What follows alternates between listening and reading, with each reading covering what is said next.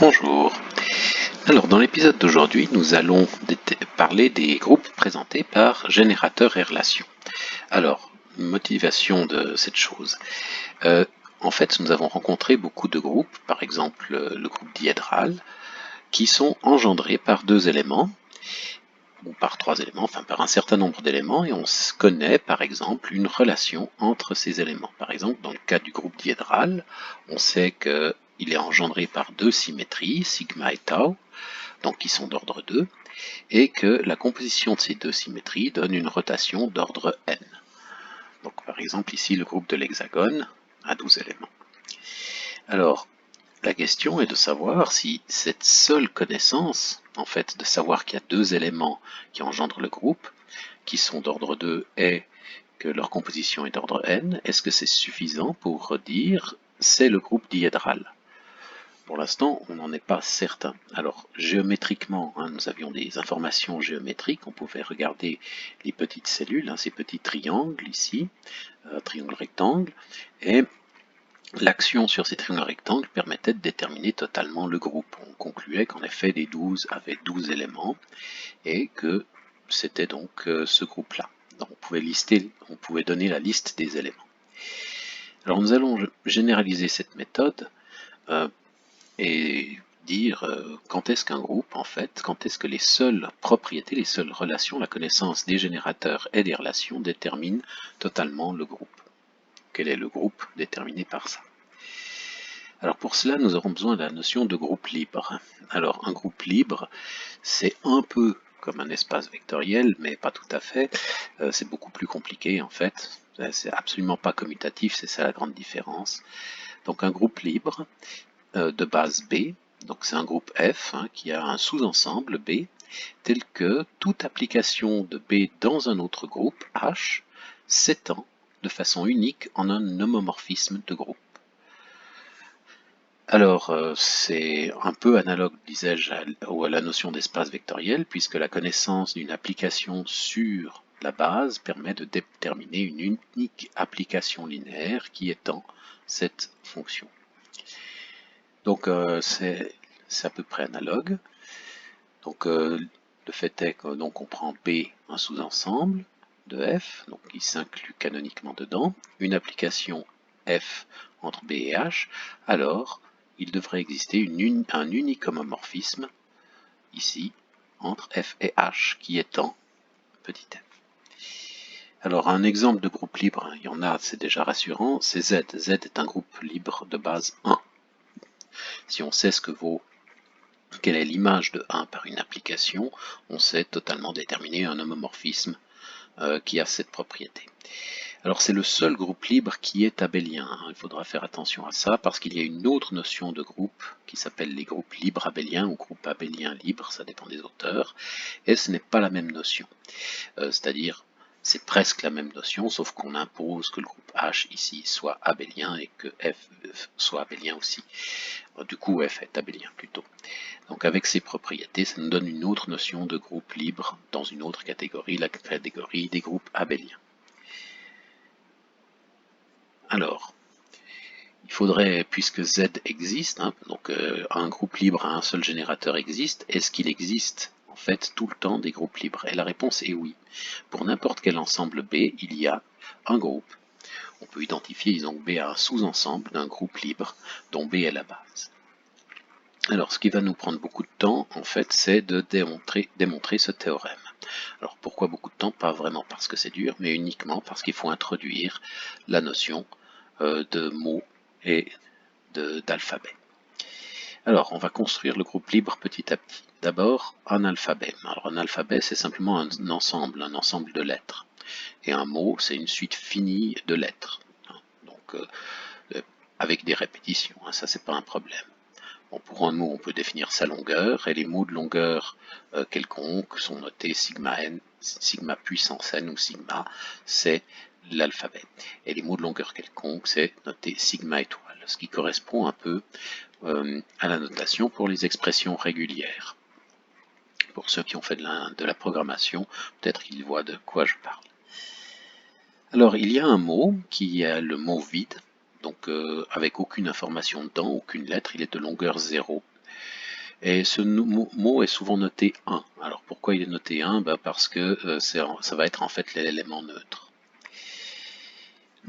Puisqu'on parle d'éléments neutres, il faudra une loi. Alors la loi est toute trouvée, en fait il s'agit de la concaténation de mots. Alors c'est simplement, on prend deux mots, on les met l'un à la suite de l'autre dans l'ordre, et on note cette loi normalement multiplicativement, et concaténer, donc c'est une opération usuelle en informatique, je pense que tous les langages de programmation ont cette chose-là. Sous Excel par exemple, la fonction s'appelle concaténer, hein, en toutes lettres.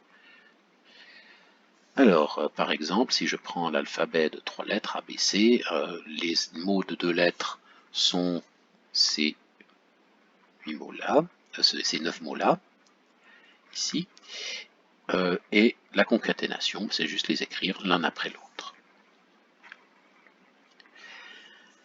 La concaténation, c'est une loi associative, hein, on peut concaténer dans l'ordre, on peut faire l'opération l'une après l'autre, l'ordre des opérations ne compte pas, l'ordre des éléments oui, donc elle n'est pas commutative, mais elle est associative. Le mot vide est l'élément neutre, ça c'est trivial, si je rajoute rien, je ne change rien. Et on dit avec ses propriétés que sigma étoile c'est un monoïde. Et bien sûr, cette concaténation respecte les longueurs. Alors un sous-mot, c'est un mot qui est à l'intérieur d'un autre mot. Par exemple ici, AB est un sous-mot de celui-ci. Et puis on peut donner avec une relation, on peut mettre une relation d'ordre donc sur la notion de mot avec la notion de sous-mot. C'est un peu une généralisation de l'inclusion. On peut renverser les mots, renverser l'ordre des lettres, ça nous donne ici une première opération qui est le renversement. On peut donc ça qui sera utilisé. Et puis une propriété, c'est que si on a une application entre alphabets, on a une unique application entre ensemble de mots. Et cette application est presque un homomorphisme, comme on voit. Maintenant, on va commencer à construire notre groupe libre. Alors pour ça, il va falloir prendre les inverses des lettres. Alors on va prendre un ensemble de lettres, sigma, un alphabet, et on va noter sigma inverse, l'alphabet formé des lettres A inverse, où A est une lettre. Alors ce sont des nouvelles lettres, hein, elles n'ont a priori rien à voir avec les autres, donc il n'y a pas de risque de confondre, hein, c'est vraiment on crée abstraitement de nouvelles lettres. Par exemple, on pourrait les décorer avec quelque chose. Ici, on les a décorés avec -1, mais on pourrait les décorer avec autre chose. Et la notation sigma inverse, ça veut dire qu'on les appareille entre paires, c'est-à-dire entre A et A inverse. On dit c'est l'inverse, elles sont inverses l'une de l'autre. Donc on les a simplement classées par paire. Et l'alphabet formé de toutes les lettres et de leurs inverses, on va le noter sigma prime. Alors, on peut maintenant définir une autre application que le renversement, l'application inverse qui inverse en fait les lettres, donc à chaque lettre est associée son inverse, et en plus elle renverse l'ordre des mots. Alors pourquoi on fait ça? Parce qu'on s'attend simplement, on est en train d'essayer de construire l'inverse dans le groupe libre. Donc l'inverse de AB, ce sera B inverse, A inverse. Ou de façon plus compliquée, celui-ci, ce sera ça. Il faut renverser toutes les lettres, donc l'ordre va être renversé et toutes les lettres vont être inversées aussi. Donc on commencera avec D inverse, C inverse, B inverse inverse, ça va faire B et A inverse. Alors l'ensemble des mots en fait qui sont de la forme AA inverse ou A inverse A, où A est dans sigma prime, c'est un mot qu'on n'aimerait pas considérer en fait dans notre groupe libre parce que on sait ce qui va se passer, c'est qu'on veut que A inverse soit égal à l'élément neutre. Donc on aimerait en fait rendre ces mots négligeables. Donc on va le construire petit à petit, hein. Prendre négligeable, ça veut dire construire une relation d'équivalence. Donc on va petit à petit construire une relation d'équivalence simplement en disant les mots de la forme AA inverse ou A inverse A sont appelés les mots triviaux. Et puis un mot est réduit s'il n'a pas de sous-mots triviaux. Alors, on va construire les groupes libres, donc en négligeant ces groupes triviaux. on va introduire une relation d'équivalence. Alors la relation d'équivalence, elle n'est pas très facile à définir, mais on peut la définir par étapes, c'est-à-dire que deux mots sont équivalents si on peut introduire ou supprimer des mots triviaux dans ces mots-là. Ceci est une relation d'équivalence, alors ça, il n'y a aucun problème, hein.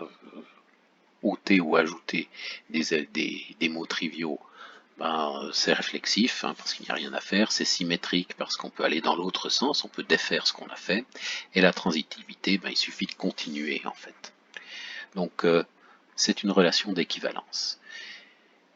Et là, un peu plus dur à montrer, c'est que pour tout mot, il y a un mot unique qui est réduit et qui lui est équivalent.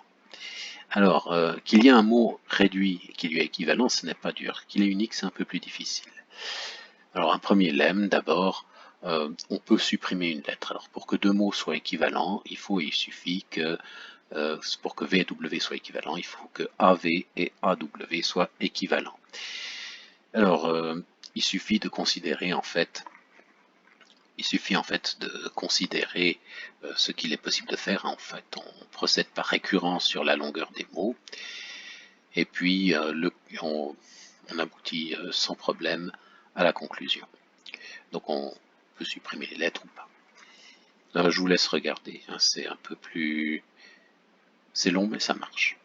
Donc, en fait, ce qui se passe, c'est qu'on arrive à se ramener à un mot de cette forme-là, et il faut qu'il soit composé que de mots triviaux, puisque son mot réduit doit être 1. Et dans ce mot, donc, il y a une occurrence d'un mot trivial. Alors, si A inverse, s'il est dans ce mot-là, le mot trivial, alors ça veut dire qu'il y a s'il y a une occurrence parmi ici, donc celui-ci serait un mot trivial et il ne serait pas réduit. Même chose ici, on aurait une contradiction. Donc la seule possibilité, c'est qu'en fait, A inverse et B1 est trivial, et donc que A1 est égal à B1. Alors, pour la suite, en fait, on peut concaténer des mots. La concaténation est satisfait la relation d'équivalence, ou la relation d'équivalence est compatible avec la concaténation. Ça, c'est pas trop dur, hein. Il suffit d'appliquer individuellement à U1 et à U2 les opérations, et à V1 et à V2. Et on va commencer maintenant avec ça. On va pouvoir faire notre groupe libre. Alors, un premier lemme, deux groupes libres de même base sont isomorphes. En fait, ça c'est clair. À cause de la définition même de groupe libre, on n'a qu'à étendre, en fait, s'ils ont la même base, on a l'identité. Et si on étend l'identité en commençant par l'un des groupes libres ou l'autre, on va forcément obtenir un homomorphisme entre ces deux groupes. Mais ça en composant ces deux homomorphismes, on va obtenir une extension de l'identité d'un groupe dans lui-même. Donc l'identité elle-même, puisqu'elle est unique. Et dans l'autre sens aussi. Donc en fait, on obtient deux homomorphismes qui sont inverses l'un de l'autre. C'est donc des isomorphismes. Et l'unicité est immédiate par définition, en fait. Maintenant, si on prend l'ensemble de tous les mots et qu'on les quotiente par cette relation d'équivalence, eh bien, on obtient notre groupe libre de base sigma, sigma étant l'alphabet.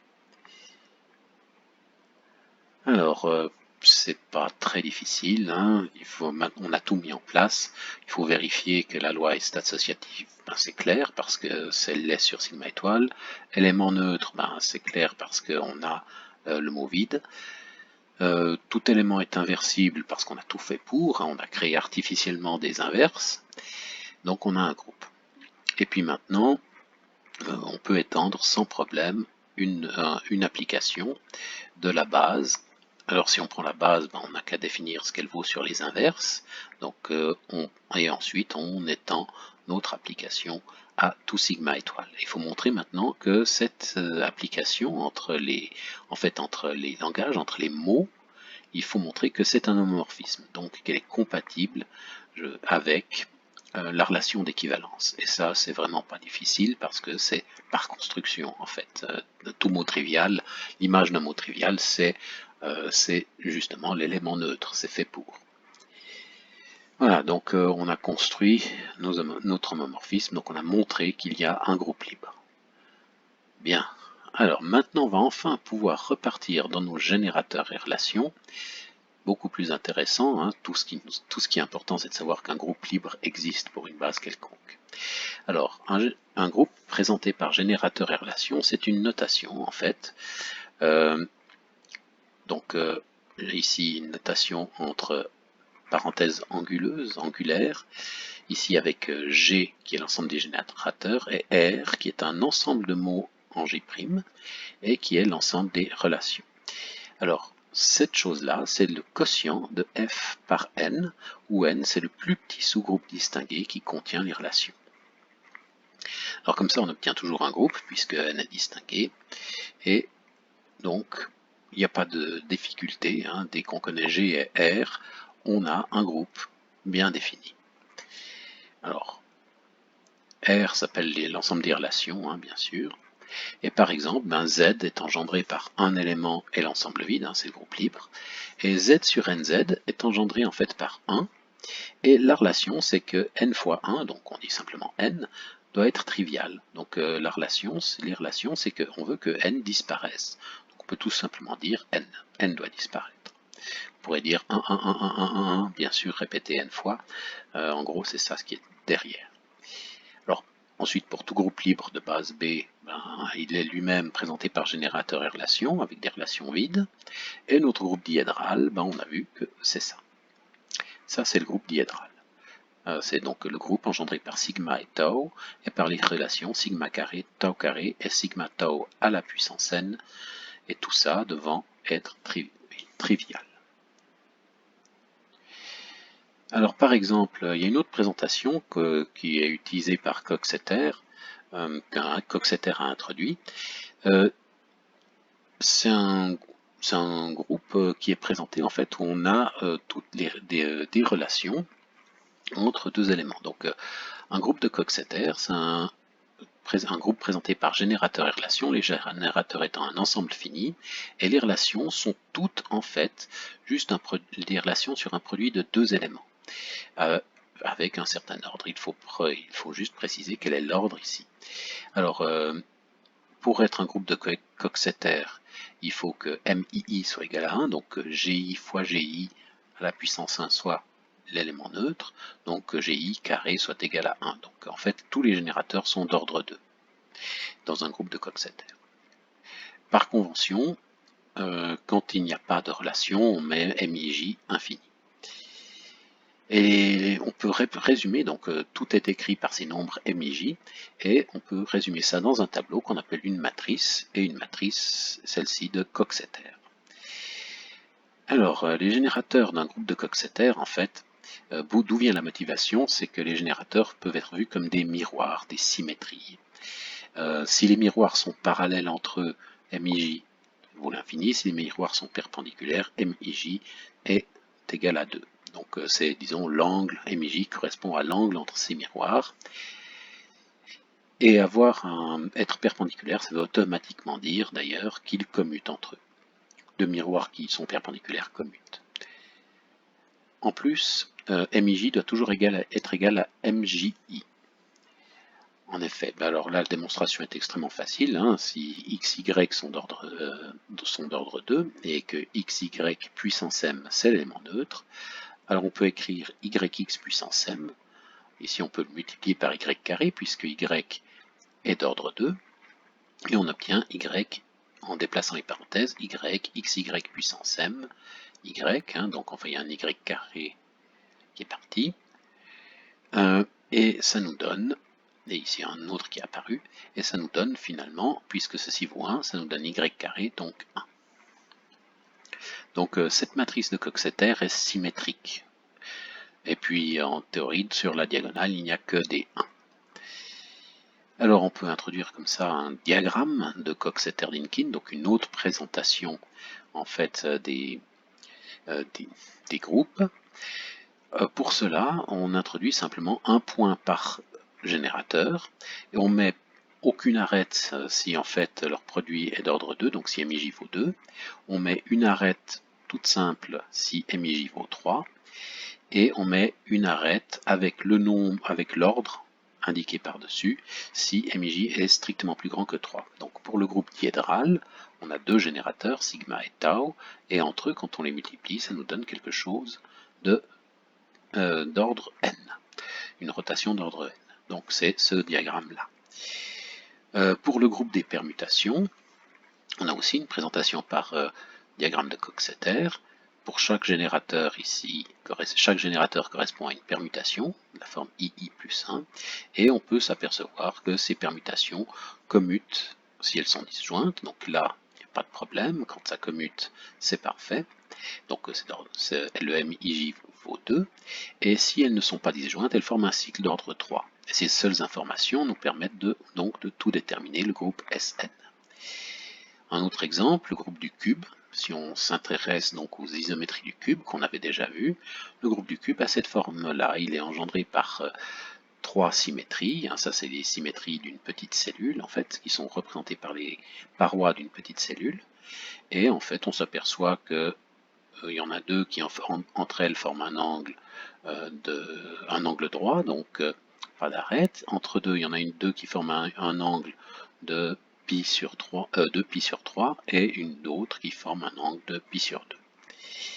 D'où cette présentation-là qui détermine totalement le groupe du cube. Et il faut faire attention, la nomenclature donc, des groupes de Coxeter et de leurs graphes est différente des notations usuelles. Sn, le groupe des permutations, groupe symétrique, est noté en fait AN-1. Et même DN ne veut pas nécessairement dire groupe diédral, c'est une autre notion. Donc en gros, il faut bien savoir de quoi on parle avant d'utiliser une notation. On peut faire mieux, donc si on avait un infini ici, on aurait les translations le long d'une droite avec en plus des symétries, et puis on peut utiliser le diagramme de Coxeter, mettre les générateurs vides pour dire on ne les prend juste pas, etc. Donc il y a plein de variantes autour de ces graphes de Coxeter pour en fait décrire la quasi-totalité de tous les groupes. Voilà, je vous souhaite une bonne journée. Bientôt nous pourrons creuser un peu plus en avant ces groupes présentés par générateur et relation, et en particulier nous pourrons parler de l'algorithme de Todd-Coxeter qui est extrêmement utile car il permet de déterminer l'ordre d'un groupe. Voilà, je vous souhaite une bonne journée, à bientôt.